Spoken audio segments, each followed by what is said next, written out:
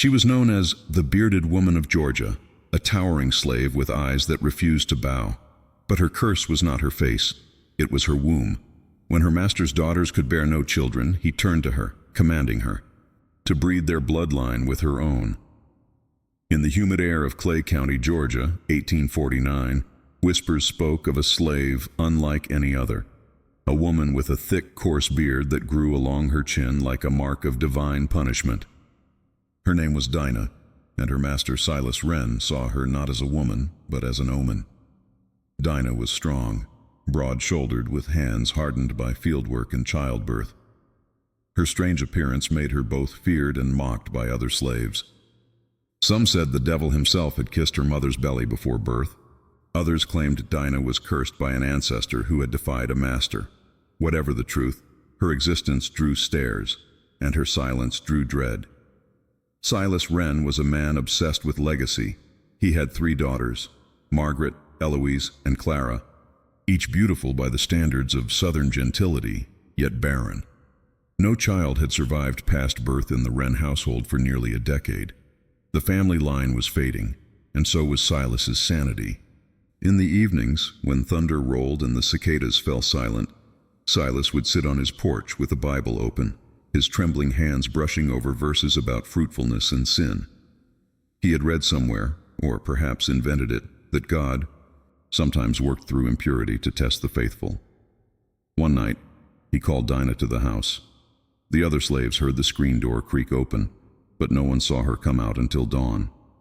Her eyes were wide, her beard wet with tears, and a scar, thin, red, and deliberate, crossed her neck like a mark of ownership renewed. From that night, the plantation changed. Silas began treating Dinah not as property but as a tool, something sacred in his madness. He called her the Bearer. His daughters were forbidden to speak against him. Each morning, the smell of burning oil and damp linen filled the hallways, and the family doctor came more often than the preacher. The overseers whispered among themselves. The master had lost his mind. But it was not madness that ruled Clay County. It was belief twisted beyond recognition. And when Dinah began to show signs of pregnancy again, the daughter's silence became the plantation's curse.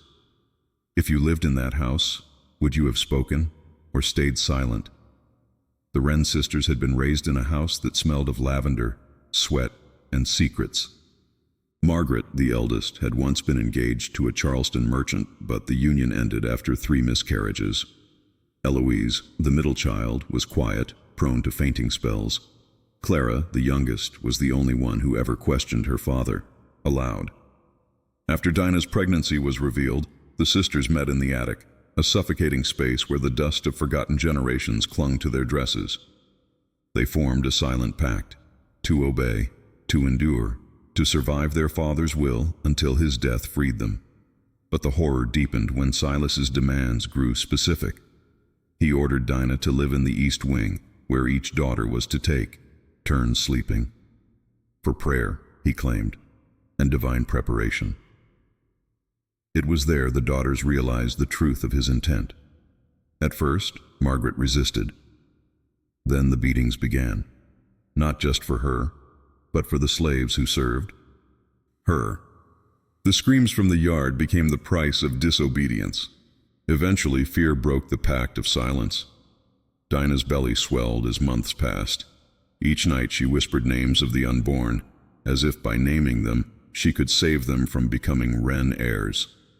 The house seemed to rot from within. Rats gnawed at the walls. The air grew thick with rot and guilt. One stormy night, Clara ran into the woods, barefoot and bleeding. She reached the quarters, begging the slaves to hide her. But even they turned away, terrified of Silas's wrath. When she returned, her father was waiting on the porch with a lantern, and behind him, Dinah, heavy with child, staring blankly at the sky. Clara's scream was never heard again. The next morning, the plantation's bell rang 3 times, the sign of death. But no one dared ask who had died. The sisters began wearing black, not for mourning, but for protection. Silas Wren's madness had finally become divine law within those walls. Would you have run? knowing every road out of Clay County led back. To him? The night Dinah gave birth, the house groaned as if alive. Rain battered the shutters, thunder rolled through the Georgia hills, and the lamps flickered weakly, struggling to hold back the dark. In the east wing, a single candle burned, beside the iron bed where Dinah lay, her breath shallow, her eyes open but unfocused. Silas Wren stood nearby, his Bible clutched in one hand, the other trembling over the woman's swollen belly. "Let his will be done," he muttered. "Through flesh and faith the bloodline shall continue." His voice cracked under the weight of exhaustion and obsession. No midwife had been called. Only the eldest daughter, Margaret, was allowed in the room. She had delivered stillborns before, but never like this. Never a child born of her father's madness and her family's shame. The air reeked of blood and candle smoke. Dinah's cries were guttural, ancient, a sound too raw for any civilized world. Outside, the slaves gathered near the quarters, staring toward the house. They could hear every cry, every prayer, every curse carried by the wind. An old woman named Hester crossed herself and whispered, "That ain't no child being born. That's a reckoning." When the child finally came, silence followed. No cry, no wail, just a heavy, wet stillness. Margaret froze, her trembling hands slick with blood. Then, faintly, the sound of a whimper broke the void. The baby was alive. But when Silas saw it, his face twisted, not in joy, but in fear. The infant's skin was neither dark nor pale, but a strange ashen tone, and fine black hair covered its shoulders. Its eyes opened too soon, unblinking, staring at him. He stepped back. "Cover it," he whispered. "Don't let the others see." Margaret wrapped the child in linen, tears streaming silently down her face. Dinah, drenched in sweat, reached weakly toward her baby, but Silas pulled the bundle away. "She will serve again," he hissed. "God's work isn't done." That night, the storm tore shingles from the roof, and lightning split the oak behind the house.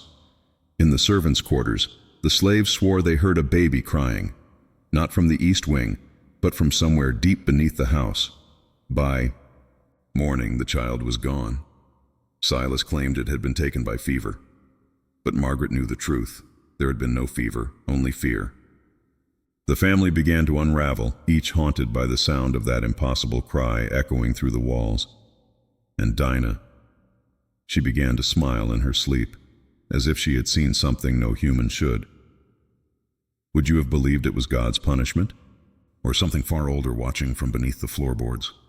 Winter crept into Clay County like a slow disease.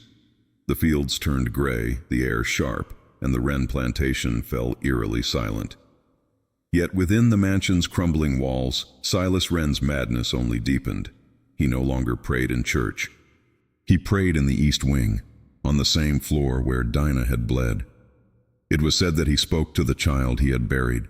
Some nights, servants claimed to hear him whispering through the floorboards, his words trembling with devotion and dread. "Your brothers and sisters will follow. The line will not die." Dinah, weak but alive, was moved to a small room near the kitchen. Her body bore the scars of the birth. Her belly sagged, her eyes dulled, yet her beard had grown thicker, coarser, as if her body resisted death itself. Every morning she would sit by the fire, humming songs no one recognized, low guttural tunes that made the younger slaves cover their ears. Then, one night, Silas summoned her again. Margaret protested. "Father, she's still healing. She'll die." He looked at her with hollow eyes. "If she dies, so be it. The Lord uses the strong to cleanse the weak. I will not let my name end in barrenness." That night, Margaret found her sister Eloise crying at the dining table, her hands shaking violently. "He said I must go to her room," Eloise whispered. "He said it is my turn." The words hung in the air like poison. In the quarters, whispers spread. The master was binding his daughters to the bearded slave. Hester, the old woman, spat into the fire. "This house ain't God's ground no more," she said. "It's turned toward the pit." Days later, Dinah was with child again. The air in the mansion thickened with guilt and sickness. The daughters began to speak, in fragments, as if their minds had cracked in unison. Eloise stopped eating. Clara's portrait was removed from the wall. Silas started writing letters, to a preacher, to a doctor, even to a judge. Letters filled with twisted scripture, asking how to make pure blood from corruption. None ever answered. As Dinah's belly grew, strange things began to happen. Milk soured overnight. Mice fled the pantry. The oak tree that lightning had struck never sprouted again. And the slaves, once silent, began to leave one by one, vanishing into the woods without trace. Still, Silas smiled when he looked at Dinah. "This one will save us," he said. "This one will cleanse the name Wren." But Margaret saw the child move under Dinah's skin, not as a baby does, but like something struggling to find its way out. Tell me in the comments, would you have stayed in that house or set it on fire? By midsummer, the air in Clay County had turned heavy. With rot, the crops failed, the water tasted of iron, and the plantation's horses refused to go near the east wing. Dinah's second pregnancy had reached its end, yet her body had become something otherworldly. Her veins raised, her breathing thick and uneven, her beard now streaked with white. When labor began, Silas forbade anyone but Eloise to enter the room. He said it must be a holy birth, untouched by outsiders. But Eloise was frail, trembling, barely able to stand. Still, she obeyed, because no one in that house disobeyed. Silas ran and lived unbroken. Hours passed. The walls trembled with Dinah's cries. From the hall, Margaret could hear the floorboards groaning beneath her father's pacing boots. Every now and then, a sound, not quite human, slipped through the cracks, a guttural hum that rose and fell, like a chant in a forgotten tongue. Then silence. Eloise stumbled out, her dress soaked in blood. "It's done," she whispered. But her eyes were empty. Silas entered, his Bible clutched to his chest. And there it was, a newborn, slick with afterbirth, lying on the bed beside Dinah. Its eyes were open, and it was looking at him.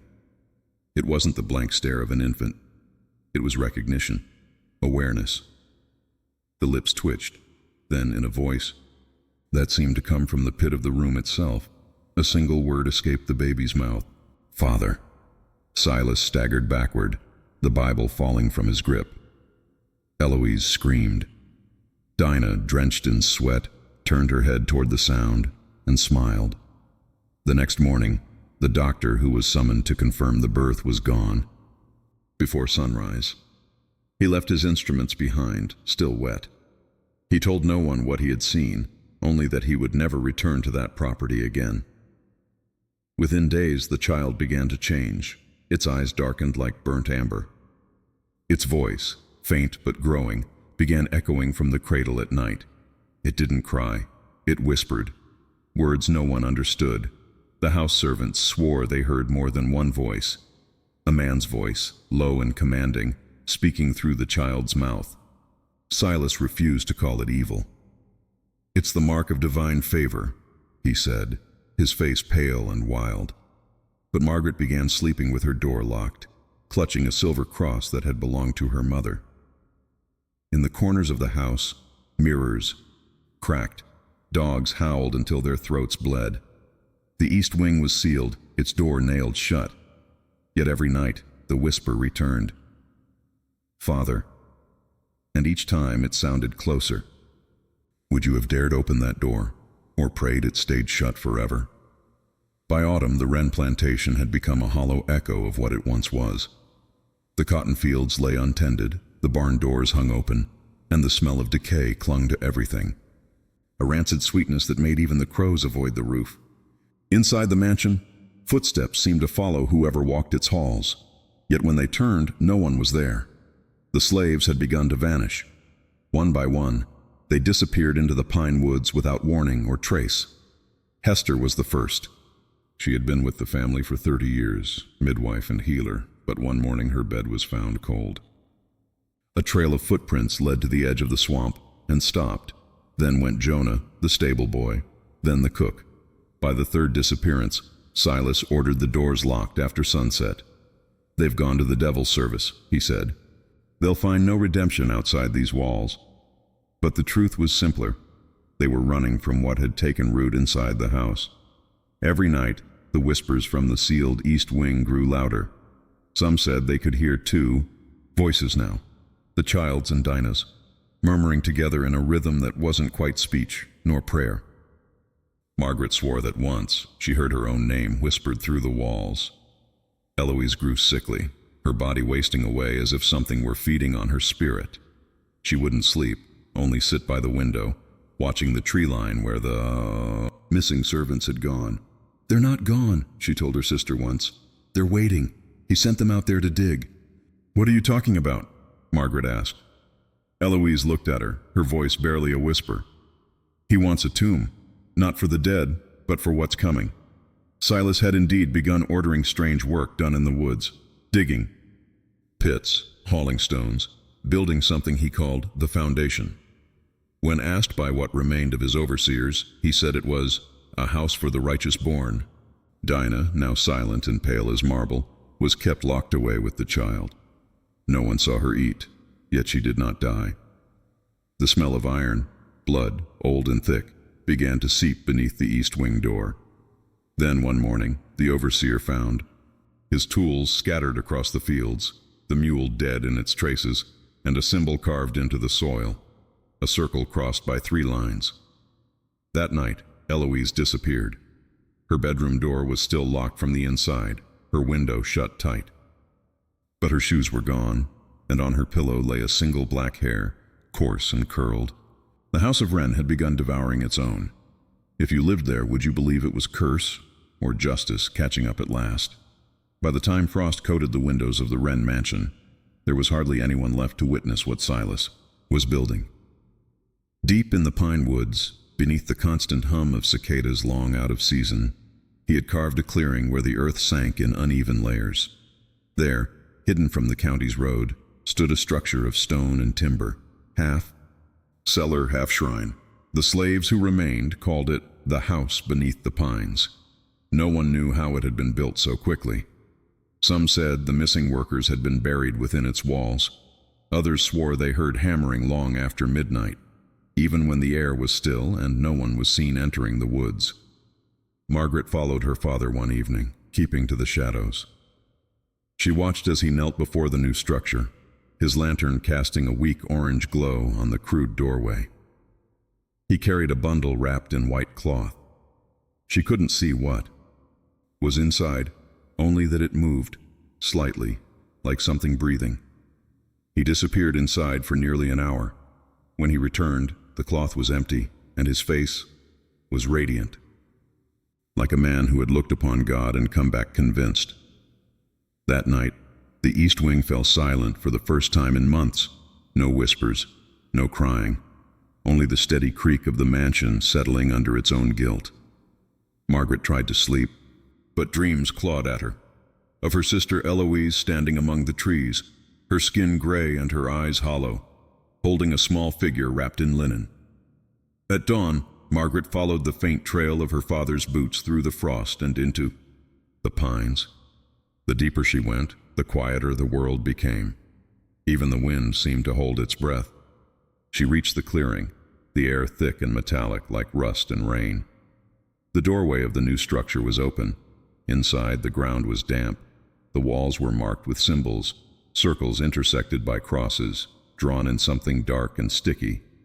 And in the center lay a shallow pit filled with water, reflecting the weak light of the rising sun. Floating in it was a small body, not a child, not exactly human either. Its features seemed half-formed, its eyes milky and open. Margaret stumbled back, biting her hand to keep from screaming. Behind her, the sound of a man's voice broke the silence. "You weren't meant to see this, daughter." Silas stood in the doorway, the cold air swirling around him. His eyes were wild, his lips trembling in a smile too wide to be sane. "This," he said, motioning toward the pit, "is the beginning of our new blood." And from the water, the body began to move. Would you have run or waited to see what rose from that pool? The morning after Margaret's discovery, the plantation seemed cloaked in a silence that felt alive. The sky hung low, pale and bruised. From the east fields to the edge of the swamp, a faint smell of iron drifted. Blood mingled with wet earth. No birds sang. Even the wind hesitated at the edge of the pines. Margaret didn't sleep. She sat by her window, trembling, watching her father return from the woods at dawn. His boots were caked with mud, his hands streaked red to the elbows. He didn't speak when she asked where he'd been. He only said, "Something old has awakened, and it carries our name." By midday, rumors had reached the nearby town of Fort Gaines. Locals whispered that the Wren plantation had become a place of unnatural sounds. Voices under the ground, lights moving through the trees at night. The preacher who rode out to investigate returned pale and wordless. His Bible pressed shut as if afraid of what might escape from between the pages. In the house, Dinah had changed again. Her skin, once dark and strong, had taken on a grayish hue, almost translucent. Her eyes no longer blinked. When Margaret tried to speak to her, Dinah smiled faintly, as though she could see something behind her, something Margaret could not. Then, one night, the whispers came again, but they were no longer confined to the east wing. They rolled through the halls like a low tide, murmuring through the walls, up the stairwells, under the doors. The servants who still remained packed their few belongings and fled before dawn, leaving the gates wide open. Silas stood in the parlor, his face lit by candlelight, reading from a tattered Bible that had been torn apart and stitched back together. He looked at Margaret and said, "Blood is a bridge, child. Death does not end a line. It strengthens it." The next evening, thunder cracked above the pines. Margaret watched from the veranda as her father carried something out of the woods, small, pale, wrapped in linen. He laid it beneath the oak that lightning had once split and began to pray, his voice shaking with ecstasy. And then the earth moved. A tremor rolled through the ground like something shifting beneath the roots. The branches quivered, leaves fell without wind, and a faint cry, high, distant but unmistakable, rose from below. It wasn't a baby's cry, it was older, deeper, and it called the Master's name. Silas fell to his knees, laughing and sobbing. Margaret screamed his name, but he didn't turn. His voice rose over the storm. "The blood lives." In that instant, lightning struck again. Not the oak, but the earth beneath it. The soil split open, and something began to crawl out. Would you have stood and watched, or turned your back on your own bloodline forever? The lightning tore the sky apart that night, revealing shapes that seemed to writhe in the smoke above the oak. Rain hammered the earth, yet the soil beneath the great tree moved as though something were breathing under it, slow, deliberate, ancient. Margaret stood frozen on the veranda, her bare feet sinking into the mud, her father on his knees, laughing and weeping in equal measure. When the earth finally split, it didn't burst upward. It opened, like a wound. From the black hollow came a stench of rot and something sweet, like sap and decay mixed together. Then came the sound, a wet, dragging motion, followed by a faint cry that bent in pitch, neither human nor animal. What emerged first was a hand, small, pale, and wrong. The fingers were too long, tipped with soft, dark nails. Then a head followed, hair plastered to its skull, eyes open but unfocused. It was the child, or something wearing its shape. Its skin glistened in the rain, gray and slick like bark stripped from a tree. Its mouth opened and closed, gasping at the air, forming words that only Silas seemed to understand. "My son," he whispered. "My blood." Margaret screamed, "That thing is not your son." Silas turned toward her, his face wild, eyes reflecting the storm. "You don't understand, Margaret. It's the beginning, flesh reborn through God's will." But the thing didn't look toward him. It looked toward Dinah, who had appeared at the doorway, barefoot, her nightdress soaked, her beard glistening with rain. She said nothing. She only raised a trembling hand toward it. The creature crawled to her, its movements unnatural, jointed in ways that defied the human body. As it reached her, the rain stopped. The world went still, as if nature itself waited. Dinah whispered something, one word, soft but heavy, and pressed her hand to its head. The child's body convulsed. Its eyes rolled back, and from its mouth poured not blood but mud, thick and black, as though the ground inside it was being forced out. When it stilled, Dinah collapsed beside it, her chest no longer rising. Silas howled and ran to her, shaking her limp body, crying out for mercy.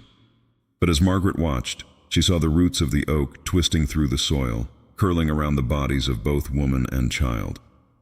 Slowly, they began to sink together into the earth, the tree swallowing them whole. By dawn, only the oak remained, silent, steaming, its trunk split down the middle like a scar.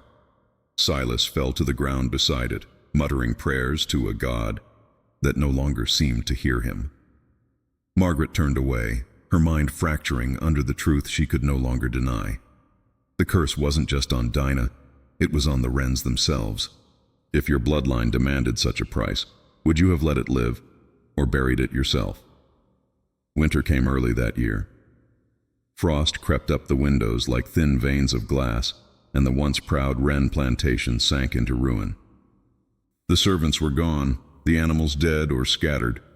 Only Silas and Margaret remained, and the house itself, groaning under the weight of its sins. The oak tree stood twisted at the edge of the field, split down the center, its bark blackened, and still wet though it hadn't rained in weeks. At night, a faint glow pulsed from the crack, as though something inside the trunk still breathed. The neighbors in Fort Gaines refused to come near the property. They said the tree whispered names when the wind passed through its branches, names of the missing, names of the damned. Silas no longer prayed. He barely spoke. He spent his days in the east wing, alone, staring at the spot where Dinah had once lain. Sometimes Margaret heard him humming the same strange tune Dinah used to sing by the fire, a low, rhythmic hum that made the walls tremble. Then came the scratching. It started softly, like nails against wood, from the floorboards, the walls, even from inside the chimney. Each night the sound grew louder, moving from room to room as though something was crawling through the bones of the house itself. One night Margaret followed it, candle in hand, through the narrow hallway to the east wing door. The air smelled of rust and old milk. She pressed her ear against the wood. Beneath the scratching she heard breathing. Then faintly, a voice. Mother. Margaret's candle flickered out. She ran to her father's study, but Silas was gone. The door to the east wing stood open. Inside, the room was empty except for the torn remains of Dinah's old bedding. The floor was wet, not with water, but with soil, thick and cold. Then she saw it. A small footprint, half human, half something else, leading out through the hall and down toward the cellar stairs. Margaret followed, trembling, whispering prayers she no longer believed. At the bottom, she found her father kneeling in the dark. He was facing the far wall where the earth had broken open. His voice was calm, reverent. "She's back," he said softly. "Our blood has returned." Margaret stepped closer, and in the candlelight she saw a hand, small and gray, resting on his shoulder. Another emerged from the soil beside it, then another. From the earth, faces began to rise, pale, unformed, whispering her name. Margaret screamed and dropped the candle. The flame died instantly. In the pitch-black dark, she heard her father's voice one last time. "Welcome home, my children." And then, silence. By morning, the house stood empty. Only the oak tree remained, and beneath it, the ground moved, just slightly, as though something beneath the roots had begun to breathe again. Would you have dared step inside that house, knowing the family that still whispered beneath its floors? When spring returned to Clay County, the Wren plantation was already legend. The locals avoided the road that curved past its fields, claiming the soil itself turned soft beneath their horses' hooves, as if the land refused to be crossed.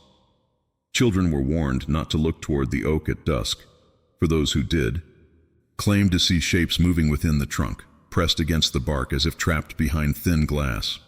Weeks after the final storm, a group of county men rode out to settle the estate. What they found was a ruin swallowed by its own roots. The roof had collapsed inward, and vines had forced their way through the windows, coiling over portraits and pews of broken furniture. The air smelled of damp wood and something older, something that seemed to breathe. In the study, they found Silas Wren's Bible, pages half-rotted, the ink bleeding across the paper like veins. Scrawled on the final page, in a trembling hand, were 5 words: "The blood shall never end."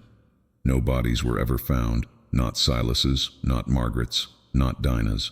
Only the faint traces of footprints that led from the cellar toward the fields, and then disappeared. The men burned what was left of the mansion, though the fire behaved strangely. The flames clung low to the ground, spreading sideways instead of rising. When they reached the oak, the blaze stopped. The tree did not burn. Instead, its bark cracked open slightly, releasing a sound, not quite a groan, not quite a sigh, but unmistakably human. The firemen dropped their torches and fled. Years turned to decades. The land changed hands but never prospered. Every crop planted withered. Every house built near the site rotted from the inside. Locals began to speak of the Wren curse, saying the bearded woman's blood had mixed with the soil, birthing something that never slept, something that remembered. By the early 1900s, the oak had grown monstrous, gnarled, towering, its split trunk sealed by hardened resin that glowed faintly under moonlight. Travelers who camped nearby told stories of whispers in the night, a woman's voice humming, a low, wordless tune. Some claimed they woke to see small handprints in the dirt around their tents. Even now, old folks in Clay County say that on certain nights, when the wind moves just right, you can hear the sound of crying. A child's cry, soft and distant, echoing from beneath the roots. And if you follow it long enough, you'll see a figure standing by the tree, tall, silent, and bearded, her eyes reflecting the moonlight, watching, waiting, because the Wren blood never truly died. It just learned how to survive underground. Tell me in the comments, do you believe curses fade with time, or do they learn to wear new faces?